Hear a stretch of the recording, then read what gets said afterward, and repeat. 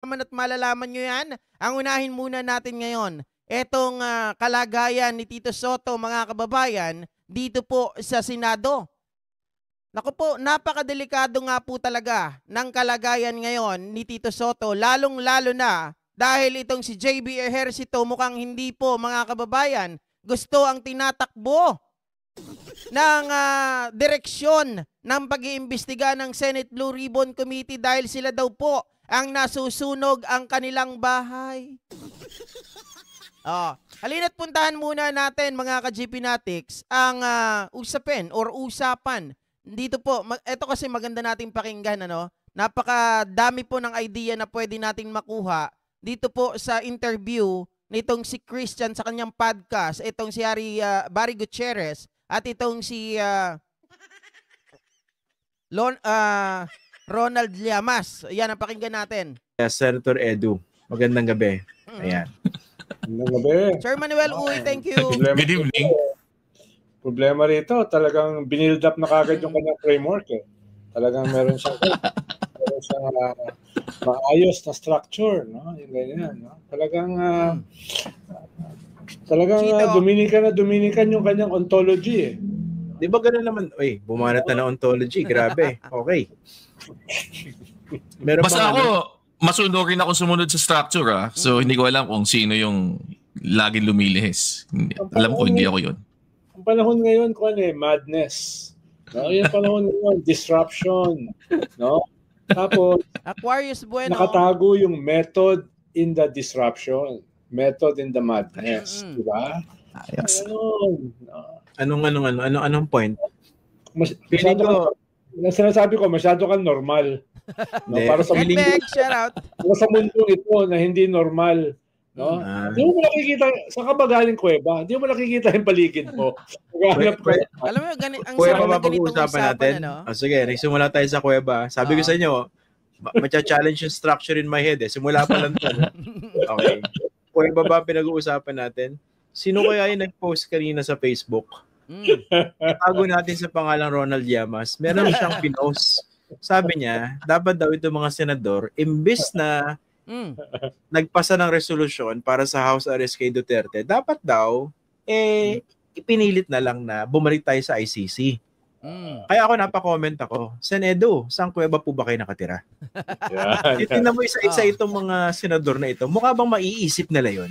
Siyempre, mas importante yung humanitarian consideration ng dating Pangulo kasi kawawa naman talaga. Diba? Hindi, binibigyan ko sila ng konting benefit of the doubt. No? Ha? Ikaw kasi ayaw mo magbigay ng benefit of the doubt. Lagi may judgment ka na masama sila, eh. Ay, wala akong sinabing masama. May ganun ka. Meron ka ng judgment. Patama, eh. Para kang simpleng suntok. Para kang clerico-fascist. Oo. Parang hindi pa tayo maabot sa kanto, naligaw na tayo. Oo nga, naligaw na eh. Wala. Hindi ba? Kalalabas pa lang ng driveway eh. Wala na eh. Hindi, ang metaphor natin, ako yung nagmamaneho. Ang problema, yung isang kasama natin na Atty. Barry, inagaw agad yung manibela. Saan tayo napunta? Parang ganun eh. Inasasahan ng basurahan. Mahirap yung nauunahan eh. Lalo na rito. Kung nauunahan ka, naku, yari ka rito. Sige, ito muna pag-usapan natin. Bago yung sa napakagaling na resolusyon ng ating mga senador. Pag-usapan natin ito. Nanganganib ba itong Senate Presidency ni Tito Soto? Papangunahan ko na si Senator. Saan ko baka ba nakatira? Ang konteksto kasi nito, kaya gusto ko itong pag-usapan. No? Kasi si Senator Ping, di ba? Medyo marami na buwis sa kanya na kapwa niya senador nung binanggit niya na almost all senators during the 19th Congress ay merong insertion. So the following day, miski si Senate President Soto, kinalarify niya, di ba? Hindi naman lahat ng insertion masama. Tapos may mga lumabas, di ba? For instance, itong si JB Ejercito, sabi niya, aaminin niya, naisip niya na umalis o tumiwalag dito sa majority. Okay? Okay, para mabuo lang yung konteksto, mga kababayan, ay ipaparinig ko sa inyo yung tinuran or yung sinabi nitong si JB Ejercito. Ito po.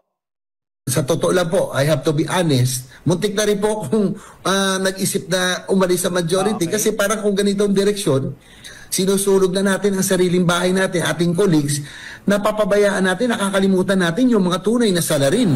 Naku po, mga kababayan, ang gusto ata mangyari nitong si JB Ejercito ay wag matuon sa Senado ang investigasyon. Pero ano pong magagawa natin? Ibig bang sabihin, kinakatigan mo yung sinasabi nitong si Chis Escudero na yung mga senador, kagaya ni Tito Soto, kagaya ni Ping Lacson, ay pawang tuta ni Speaker Martin Romualdez? Kasi pag sinabi mo na bakit parang sa senador lang nakatutok, sarili na nating bahay ang sinusunog. Hindi na natin nasusunod ngayon, hindi na napupunta sa tunay na culprits yung usapin o yung direksyon ng nasabing pag-iimbestiga. Teka mga kababayan, sino ba ang nagsasalita? Sino ba ang nagbibigay po ng tawag dito ng statement at ituro po ang mga senador? Hindi naman po mga kababayan, wala naman, kasi kung sinasabi nyo na ito ay binayaran, tuta, part ng script ni Romualdez, hindi dapat magpakita kayo. 'Di ba? In the first place, mga ka-GPnatics, itong mga salita na to, itong pagpapangalan na to ay nanggaling mismo doon sa mga bunganga from the horse's mouth. Now, mga ka-GPnatics, sabi nila Ejercito, hindi. Kasi pinangalanan din naman yung mga kongresista. Bakit hindi pinapatawag yung mga yon? Ang point dito, mga kababayan, before you investigate the Congress, imbestigahan nyo muna yung sarili nyong bahay. Diba? Hindi yung turo kayo ng turo. Pinapangalanan yung mga colleague nyo eh. Yung kapwa nyo mga senador, tapos gusto nyo mag-jump doon sa Kongreso na wala naman, kung tutuusin mga kababayan, sabi ko nga, again, hindi ko sinasabi na sila po ay mga malilinis. Pero lahat yon ay wala naman pong pinapakitang ebidensya. Now na pinapangalanan yung mga senador, dapat senador muna ang unahin natin. Hindi pwede tayong tumalon muna doon sa Congress at silang imbestigahan natin. Yun kasi ang gusto ata ng mga senador ngayon, mga kababayan. Kaya parang nagbabago ang kanilang mga tono, nagbabago ang kanilang mga isip sapagkat sila po ang parang apple of the eye. 'Di ba? So, clearly, merong delicate balancing Mami act PR. na kailangan gawin yung Senate leadership at present, di ba? Mm-hmm. And of course, malaking component doon yung ginagawang Blue Ribbon Committee investigation ni Senator Ping. So, Okay. ang tanong, medyo nangangani ba yung Senate presidency nitong si Tito Soto dahil doon sa nagiging takbo ng investigasyon at patuloy na lumalawak na investigasyon at pwede mas maraming senador na madamay. Yon. Yung Yun kasi unsaid yun eh. kasi dyan, Christian, ay marami na yung gustong magpatigil ng Blue Ribbon Committee hearings. Dahil meron na daw... Okay, mga kababayan, magandang punto yan ha. Maraming mga senador ang gustong magpatigil ng Senate Blue Ribbon Committee hearing. Bakit kanyo? Bakit nga ba, Sir Ronald Llamas? At gusto na lang ipatigil. Ha? Mga kababayan, kasi nga naman, marami pang mga nabubuksang libro. Marami pang aklat ang nabubuksan, mga kababayan. Yung mga tatay-tahimik dyan, dahil nga sinabi ni Ping Lacson na ang lahat ng 19 Congress, mga kababayan, ay merong 100 billion insertion. Bawat isa. Pero again, nilinaw naman ni Tito Soto, hindi naman masama ang insertion. Nagiging masama lang ito pag meron ng kickbacks. 'Di ba? Oh. ICI eh. Eh di ba, bilib na bilib ka naman sa ICI. Kaya sang-ayong ka dapat nang itigil yung Blue Ribbon. Sir Carlos So may Maglasa. ganung pressures from different sides yung nagpe-pressure niyan. For the past 1 week, matindi yung pressure diyan. Ang sabi pa naman ni Senator Ping Lacson, hindi, tuloy yan. No? Tuloy yan. Kahit nandyan si Marcoleta, tuloy yan. No? So, kaya yun yung isang pinanggagalingan nitong threat sa majority. Siyempre, yung isa, yung binitiwan ni Senator Ping Lacson. Okay. Naman ng halos lahat naman ng senador ay involved dyan. Pero even without that statement, dati pa naman nanganganib eh. Oo. Nakakita ka ba ng majority na 2 Bilyar, Oo. 1 Cayetano, Yung Cayetano, yung kapatid, leader ng minority opposition. So from the very start, talaga nanganganib, no? At saka yung 10 na mga senador na lumipat sa minority, Excuse me. alam naman natin saan sila nanggagaling. Oo. 'Di ba? Ano yung pinanggagalingan nila? Alam naman natin kung sino nag-pressure sa kanila para mag-majority, no? At yung nag-pressure sa kanila ay hindi ganun kalakas at this Okay. point, no? Kita mo naman yung Vice President, 'di ba? Parang bahay niya yung Senate at saka yung House nung Tsaka dumating. mga nagmamano sa kanya. Diba? Ang Hindi yung house pagbabalik, kasi umiiwas nga siya sa Ninang. house. ang pagbabalik ni Roman Rapido. Alam mo ba yun? Alam nyo, may ano yun, mayroong ano yun may ibig sabihin doon. Mga kababayan, parang di syempre nagmamano ninang. Alam mo naman pag ninong-ninang, 'di ba?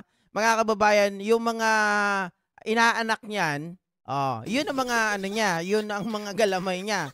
Yun yung mga nakakatikim sa kanya ng biyaya. 'Di ba? Sila magkakakulay eh. Planning Secretary Ay. Winnie Hold on. Mali yung na-play ko. Pelikula na yun, Roman Rapido. Alam ko yun, pero masyadong malakas makalolo. Oo. Parang gano'n. Masyadong luma. Wala akong idea kung ano yun. Pero si Kakaya Sara, naman sa pinakabata sa atin. No? pinagkakaguluhan siya, di ba? Tapos ito pa yung Senate President na nag-privilege speech na ang daming sinabi na wala namang sinabi. Nandun, talagang Ang daming catering sinabi na to wala the namang Vice President sinabi. sa gallery. Parang sinabi, dakdak ng dakdak, wala namang laman. Dakdak ng dakdak, mga kababayan, wala namang sinagot sa mga tanong. Yun ang katotohanan dyan eh. 'Di ba? Galit na galit talaga sila sa investigasyon na to dahil yung pabor ay hindi po para sa kanila. Sila ang nasusunog, sabi nga ni JB Ejercito. Pero mga kababayan, di ba dapat sa batas, bilang mambabatas, ipabayaan natin kung saan nagli-lead yung investigasyon. Sabi nga ni Ping Lacson, sabi nga ni PBBM, kahit saan mapunta yan, dapat ituloy natin. Kahit saan mapunta, kahit sino ang maituro dyan, dapat yun ang sundin natin. Huwag tayong mamili, huwag natin tingnan kapag halimbawa kaalyado natin, kapatid natin, kadugo natin ay ililihis na natin. Hindi dapat ganon. 'Di ba? Pag nag-iimbestiga tayo, tumingin muna tayo mga kababayan sa paligid natin kung may problema ba. Dahil hindi pwedeng imbestigahan mo si ganito, utusan mo si ganito, ipakulong mo si ganito. Pero pag kaalyado mo, kaulig mo, sige pabayaan natin yan. May second chance naman eh. 'Di ba? Hindi pwedeng ganoon mga kababayan na dahil accountability ang hinahanap natin dito. Therefore, dapat ito ay in general, dapat ito ay equal. 'Di ba?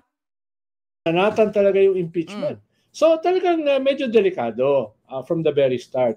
Pero yung isang pinanggagalingan yan, Vasquez. saan ba papunta yung Blue Ribbon? No, yun yung elephant in the room in terms of negotiations. Kung tutuloy-tuloy mo yan, baka magbago yung yung minority majority. Ano sabi ni JB? No? Ano sabi niya? We're forgetting who are the real culprits. No? Sino ba yung real culprits? Alam mo ba, Christian? Ayun ang problema, mga ka-GPnatics. Ang Senado, mahilig silang tawag dito, mahilig silang bumato, mahilig silang magpasaring kung sino yung real culprits.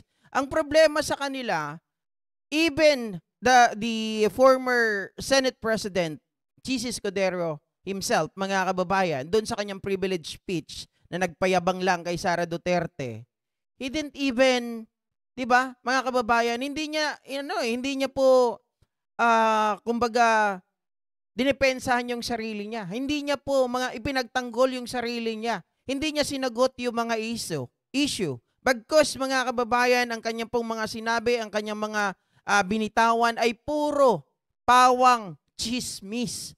Pawang walang katuturan, pagtuturo kay Speaker Romualdez at doon pa nga siya napahamak. Bakit kanyo? Napahamak si Chis Escudero doon sapagkat sabi niya matagal nang meron na nangyayaring katiwalian. Matagal na niyang alam, mga kababayan, at di ba nabanggit pa nga Sabi niya ganon, alam ko na ang kalakaran niyo dyan sa DPWH.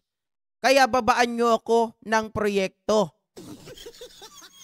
Doon, sa kanyang bibig nang galing, parang tinotolerate niya. Yun nangyayari. Kahit alam niya na masama ito, mga kababayan, pinili niya pa rin kampihan at magpababa ng pondo para sa kanya. At doon nga siya ay nagkaroon di umano ng kickbacks na 160 million. Sa isang project pa lang yon, mga kababayan. Sa makatuwid, itong mga ito, mahilig bumato. Pero kapag sila po ang binabato, umaaray. Hindi po ba, mga kababayan?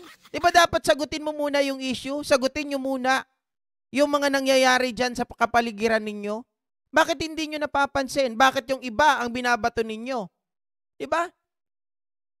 Ang investigasyon, pupunta at pupunta pa rin doon.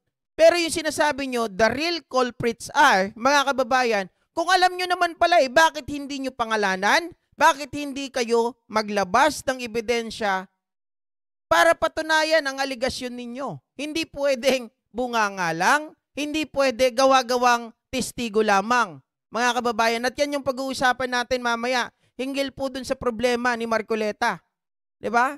O, ito, tuloy natin to. Kasi maganda yung mga punto rito eh. Yung real culprit sa sinasabi niya. May idea ako. Pero sa akin naman, kung hindi ka naman culprit bakit ka mag-worry? Tama. Kaya nga. Kaya nga. Pero kanya, di ba, threat sa kanila? Tigil na yan. Oo. Tigil na yung mga ganyang investigasyon. Baka kung saan umabot So, Baka hindi. Ang next question ko, ang next question ko, Senator Edu, pwede na ba magsalita si Attorney Barry? Di ba sabi mo 13 minutes? Wala pa. Wala nga, 4 minutes pa lang eh. Luz Padre, shout out po. Kasi may mga, Thank you. may nagpo-post na rito. Dun, Gabriel. 20 minutes na. Pwede na ba? Oo, yun talagang problema dito sa framework eh. Hindi, with your permission, pwede naman natin siya magsalita din. Okay. Pwede na. Okay na? Reluctantly. Ano lang, casual. Grudgingly. Okay lang, sige. Pa-commentin po, pasensya na po. Sorry po. May permission dito kayo para magsalita. Opo. Generous ako eh. I feel generous tonight. Pero dapat ba, sige, sorry, pero pakidagdag na to, no? Dapat ba, would it be prudent for the Senate to continue with the Blue Ribbon Committee investigation? With the ICI investigation ongoing? Una, Hindi, si Barry na to. Magpapasalamat muna ako kay Sec Ronald kasi Sinipa. ako yung nagkaroon ng pagkakataon na magsalita. Salamat. Ako, sanay naman ako mag-defer kay Sen Edu dahil nga naging undersecretary niya ako, yung deference na talagang tumatak sa akin ng panahon na yon habang buhay na yan. So, hindi ako offended at all. Okay. That's it. Okay, wait lang, hold on a second mga kababayan. Kasi dito, sabi ni JHS Hernandez, sabi ni Ronnie, Boss GP, kapag si Ejercito umalis sa majority, hindi na yan makakalusot sa next election. Kita naman na gusto niya makalusot yung kapatid niya na si Jengay Sexy. Okay, mga kababayan, ano ang implikasyon kapag umalis si JB Ejercito? Tingnan po natin at this point in time, mga kababayan, 15-9. Okay, 15-9. Sabi ni JB Ejercito, merong nabasa ko yung column na kung saan po sinabi niya na kung siya ay aalis sa majority, siya po ay hindi lilipat sa minority. So ngayon, mga kababayan, ang mangyayari niyan, siya po ay magiging independent. Pag naging independent sila, ang mangyayari 14-9-1. Tapos, syempre, may magbabago diyan ng mga desisyon. Aalis ng majority. Ang talo talaga dyan, wala na sila makukuha mga kababayan sa minority Sagad na yan. Pero ang minority may makukuha sa majority. Bakit? Binabanggit kanina ni Ronald Llamas yung bilyar. Dalawa. Nandun sa majority. Mga kababayan. Dalawa yan dalawa. Magkapatid. Si Mark at si Camille. Tapos nandun din si Pia Cayetano. So tatlo, mga kababayan. Tatlo lang ang kailangan nila Diba? 3 lang ang kailangan nila, mapapalitan na kaagad itong si SP Soto. Mga kababayan, bakit iniisip ni GP na itong mga to ay lilipat? Unang-una, mga ka-GP Natics, lumabas na at talagang ngayon, iniimbestigahan na rin po ang mga bilyar hinggil sa mga flood control projects during the Duterte time.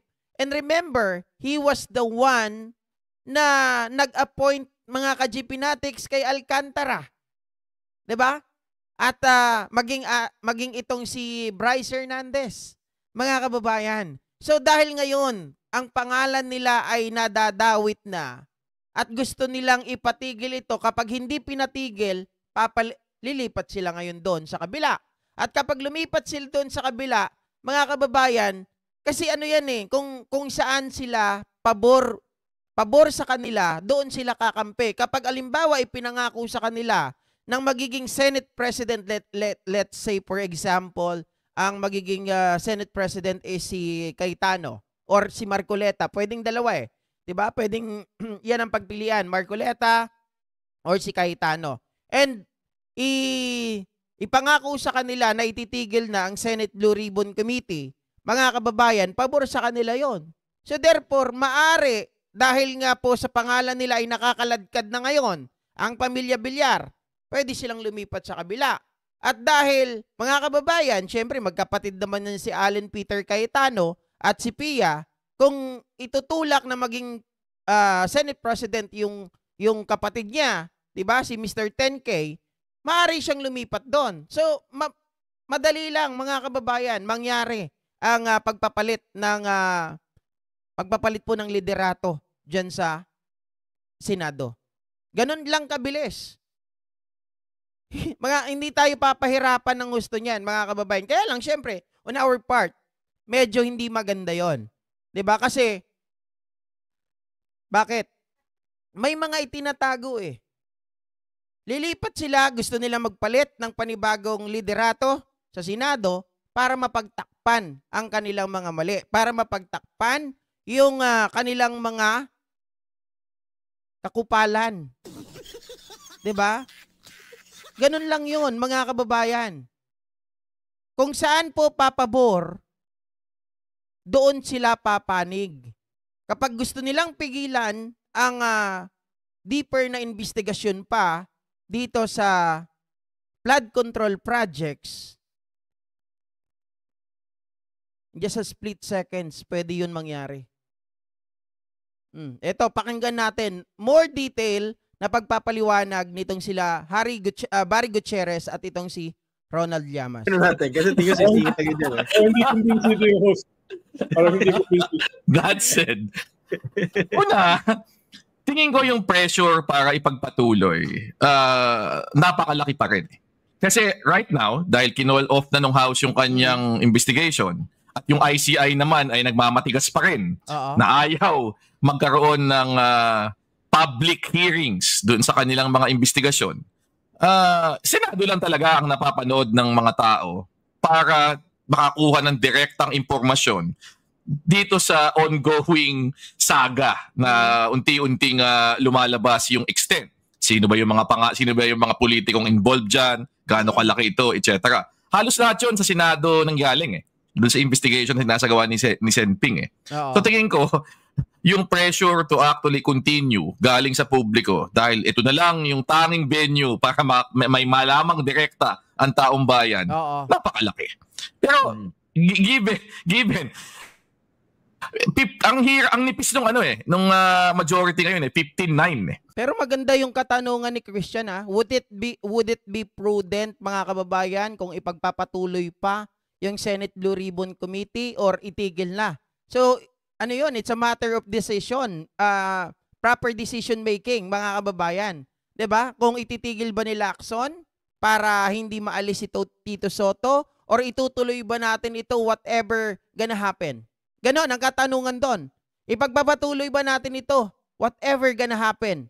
Kahit ma-implicate yung mga pangalan ng kapwa natin mga senador, kahit mawala yung pagiging Senate President ni Tito Soto. Ganon kasi, may consequences. Pipiliin mo itong sa kabila, mananatili si Tito Soto. Pero, mga kababayan, ang mangyayari, itong investigasyon ay hanggang doon na lamang. Hindi na ito lalawig pa. Pero kapag pinagpatuloy natin, pwedeng in return yan, matanggal si Tito Soto, mga kababayan, mapalitan din si Ping Lacson, matigil na ang Senate Blue Ribbon Committee. Ganun ang mangyayari. 'Di ba? So, kailangan magdesisyon sila ng tama. Saan ba sila papanig? Kung ako lang ang tatanungin, mga kababayan, no, mas mamahalin ng taong bayan kung ikaw ay maninindigan. Ipanindigan mo na kahit nabaliwala sa iyo ang pwesto as long as mailabas ang katotohanan. Tatlo lang ang bumaliktad, 12-12 na yun eh. Oo, so, tama. obviously, very, very delicate yung balance eh. At ako, meron ako ipo-point out na dalawang pangalan doon. Yung dalawang bilyar. Tama. Na so far, tahimik, hindi masyado nagsasalita, pero in recent days, paulit-ulit, ilang beses lang lumabas ang pangalan in relation sa iba't ibang mga issue. In fact, pinatawag na nga ni DOJ Secretary Boying Rimulya para magsumagot ng mga tanong tungkol sa investigasyon. At apparently kanina, in-announce pa niya, nag-reach out daw privately, ayaw daw niya, gusto niya through formal channels. So ibig sabihin, hindi madadaan sa madaling tahimik na closed door na usapan, I suppose. Yun yung kanyang ideya doon. So, merong definitely stress doon sa unity nitong very, very precarious majority na ito. Pero, okay, hold on. Sabi ni Sir Carlos Maglasang, let the ICI do their worries. What do you mean to say, Sir Carlos Maglasang? Ibig bang sabihin, correct me if I'm wrong, ang ibig mo bang sabihin, magpapasya sila Lacson in favor of those senators na itigil na yung investigasyon sa Senate Blue Ribbon Committee and then let the ICI do their thing. Parang ganon? Sila na ang bahala, mga kababayan. Kaso, iba ata ang datingan kasi noon kapag dating sa taong bayan. 'Di ba? Yung Senado na lang kasi ang nakikita natin, sabi nga ni Barry Gutierrez, yun na lang yung nakikita natin eh. Yun na lang yung inaabangan ng taong bayan kasi doon na lang napapakita na yung parang transparency kasi, kumbaga mga kababayan, live telecast ito eh. Unlike the ICI, hindi po natin nakikita. Wala tayo doon, mga kababayan. Kumbaga wala tayong kaalam-alam kung ano yung mga nangyayari behind doon sa ginagawang investigasyon ng ICI. So, I believe, mga ka-GPnatics, mas gusto pa rin ng taong bayan na nakikita yung nasabing investigasyon. Kasi doon, mga ka-GPnatics, tayong manunood, di ba? Tayong manunood, nababalansin natin, nalalaman natin kung sino ba nagsasabi ng tama, sino ba nagsasabi ng mali, sino ba yung nagsisinungaling lang dito, sino ba yung gumagawa lang ng kwento.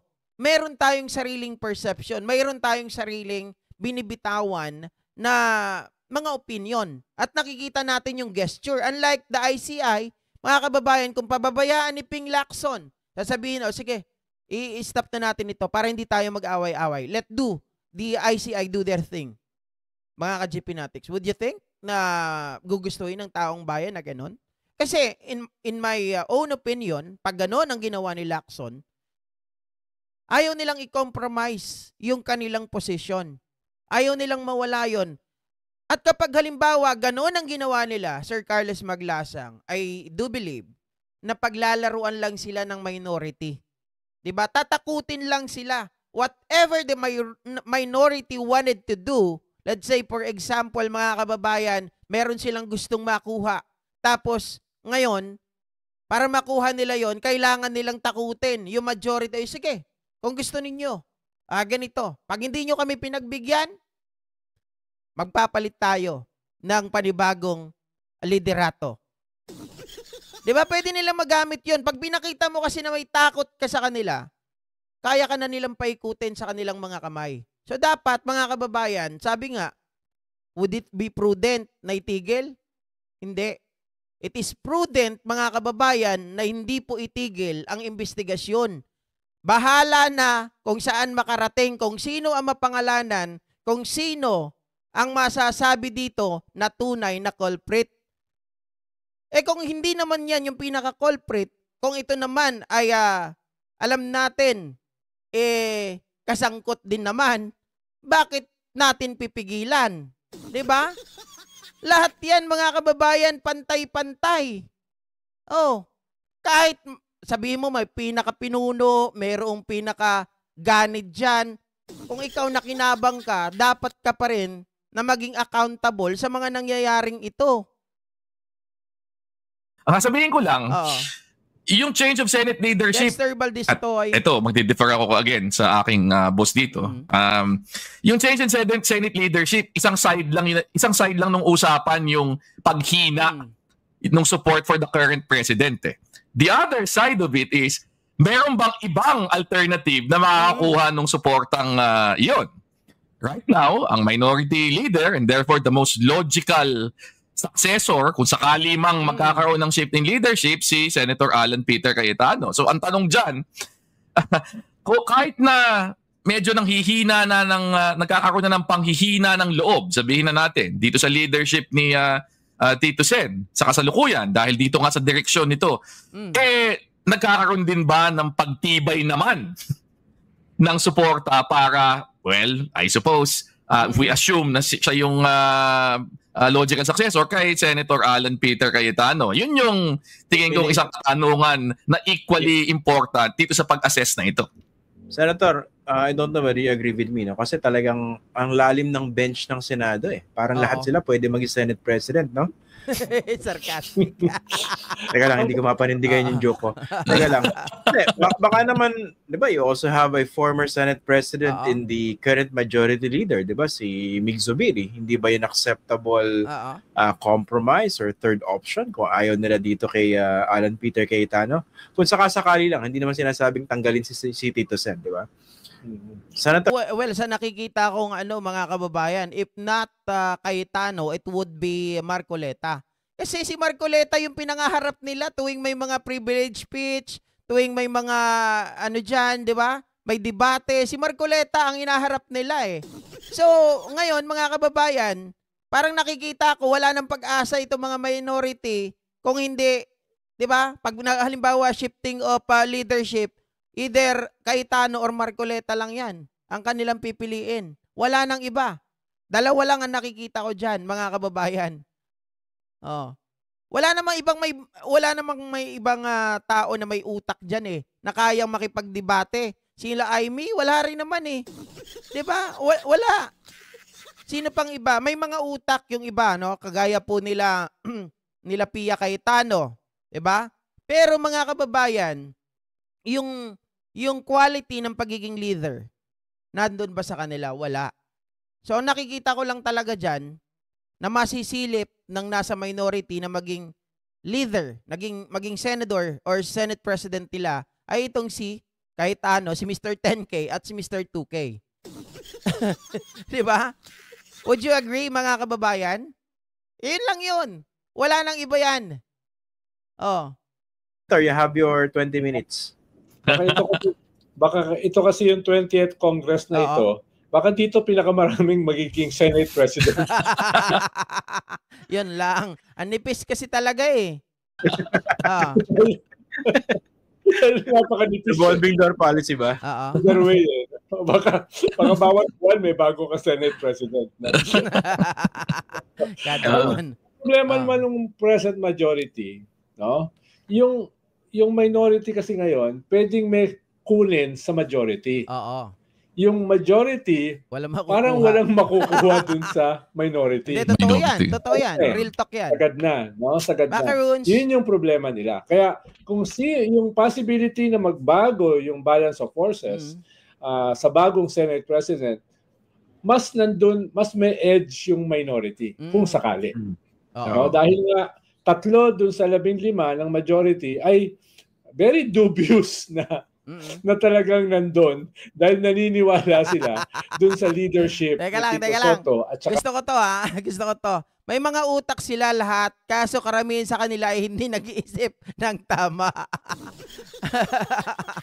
Mga kababayan, hindi. Ang utak nila ay para sa, para sa interes ng mga Duterte, ng kanilang kaalyado, hindi para sa bayan. Yan ang katotohanan.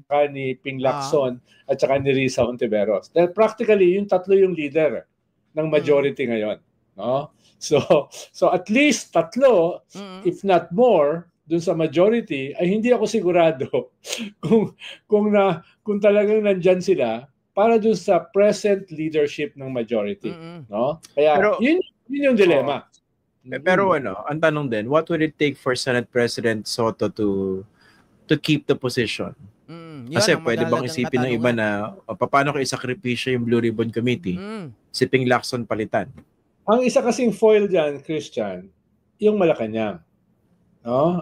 Sabi nga nung dalawang senador na nakausap. Hindi, mga loose padre, alam mo naman, ayaw na ayaw kay Marcoleta. 'Di ba? Kasi walang sariling yan eh. Kumbaga sabi ko nga bago siya maging magaling, para siya ay hangaan ko, sundin niya muna, mga ka-GPnatics, yung doktrina ng INC. 'Di ba? Para equal, hindi pwedeng selective. Para humanga ako sa kanya. 'Di ba? Usap ko, sabi nila, you cannot fight City Hall. So yun naman yung kwan dyan. Mismo yung dalawang bilyar at yung isang Cayetano na nandun ay kasama sa kanilang tactical consideration yan. Lalo na yung mga bilyar na maraming negosyo. The richest family in the country. So at least for 1 year ay pwede silang ma-pressure to stick it out with the majority kahit ano mangyari. No? Hindi ko alam yung isang Cayetano dahil hindi naman siya hihiwalay talaga sa kanyang kapatid. Ang malinaw naman, it's a very public Trojan horse. She's a very public Trojan horse. Ganun ba yun? Akala ko talaga meron siyang paninindigan. Akala ko ganun yun. Sorry, my bad. Sorry na lang, sorry. No? Nahahawa ako sa host na masyadong judgmental. Pero ako, mga kababayan, sabi ko nga po sa inyo, yung politika, okay, masyadong marumi. Minsan, kahit kalaban mo, kailangan mong kausapin. 'Di ba? Propose them something na papabor sa kanila para makuha mo yung number nila, yung oo nila. 'Di ba? Kagaya po ng lalo na kapag halimbawa dumadating ang kalakaran ng halalan. 'Di ba? Kahit nakalaban, nilalapitan, inaawitan at kung ano-ano ang ino-offer. 'Di ba? Meron din ganito. Sa Senado meron din 'yan. Okay, sige, dito kami sa inyo sa majority. Pero ano ang kapalit? Ano ang makukuha namin? What's in it for us? Ganun kaagad ang tanong. What's in it for us? Na kami ay sasama sa inyo. Siguro mga kababayan, dala na lang ito ng marumi kong kaisipan. Sabihin natin na ang mga bilyar, kaya sila sumama dito, ang pabor na gusto nilang okay, sasama kami sa inyo sa majority. But in return, what's in it for us? Huwag nyo kaming i-implicate. Huwag nyo kaming pangalanan pagdating sa Senate probe na yan, sa flood control probe. 'Di ba? Ganon, mga kababayan, merong mga usapan talaga. Hindi natin pwedeng ialis 'yan. 'Di ba? Sometimes you need to agree na lang. O sige, para makuha mo yung posisyon na gusto mo, para makuha mo yung plano mo. 'Di ba? Sometimes you need to talk doon sa mga kalaban nyo para maging kakampi mo. Kaya lang, ang kapalit nun, may itatago ka lang. 'Di ba? Yun ang rumi ng politika, mga ka-GPnatics. Kaya minsan, sabi nga nila sa politika, walang permanenteng kakampi, walang permanenteng kaaway. Dahil anytime can shift. Maging kakampi mo yan, maging kalaban mo yan. Bukas kakampi mo, kinabukasan kalaban mo ulit. 'Di ba? Elmar Rama, shoutout po. Compromise deal, sabi ni Joey sa Balburo. 'Di ba? Ganun talaga mga kababayan. ilabas muna natin to, Attorney Barry. Medyo hindi ko gusto yung opinion eh. Sorry na. Lakas makapanira eh. Hindi siya Trojan horse, no? Nandun siya dahil sa kanyang paniniwala sa leadership ni Tito Sotto. No? Ayun, at least that's clear. Yun. Okay na. Sige, na. Move on na tayo. Liliko na. Okay, ganun na ang usapan or ganun nagiging komplikado ngayon at delicates, mga kababayan, yung posisyon ni Senate President Tito Sotto. At any given time, mga kababayan, may umalis dyan sa majority, pwedeng mag-shift ka agad ng leadership. Okay, ngayon, dahil usapin ang leadership na pag-uusapan dito, mga kababayan, dahil nga po sa Senate Blue Ribbon Committee at alam naman natin yung surprise witness ni Marcoleta nung nakaraan na hindi po dumaan sa tamang proseso, na hindi man lang idinaan kay Panfilo Lacson, hindi man lang nagkaroon ng tinatawag na due diligence, hindi man lang nagkaroon ng background checking, basta-basta na lang